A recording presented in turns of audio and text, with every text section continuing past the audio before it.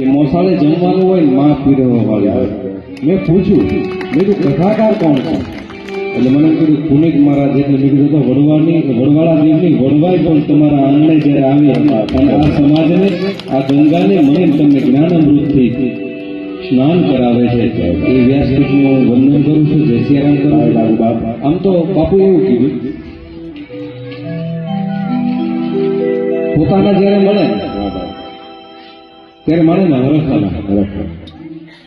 સમાજ આગળ વધે એમાં સમાજ રાજી હોય, પણ એમાં પોતાનો પરિવાર જયારે આગળ આવતો હોય, એ સંચાલન કરતો હોય, જ્ઞાનની ભંડારો જયારે કરતો હોય ત્યારે રાજી થવાય. એમ મારી પરંપરામાં, એટલે કે આપણી સૌની પરંપરામાં જન્મેલો એના મુખમાંથી જયારે હરિનું નામ સ્મરણ નીકળે છે અને એમને કીધું કે નીચે ઉતરીને પગે લાગુ, ત્યારે હું વિચારતો હતો આ આપની મહાનતા છે, પણ આ વેદની પરંપરામાં વેદન વ્યાસના ખોળામાં આપ બેઠા છો, એટલે આપણે હજારો વાર વંદન કરીએ તોય ઓછા પડે એવી પવિત્ર જ્ઞાનની અહીંયા ગંગા છે. અને કળિયુગમાં કહેવાયું છે કે કલયુગે કેવલ નામ આધારા અને સુમિરત નર ઉત્ર હિ ભોગવા. અત્યારે હરિસ્મરણ, હરિ તરફ જવું તો આપણે શું કરવું પડે?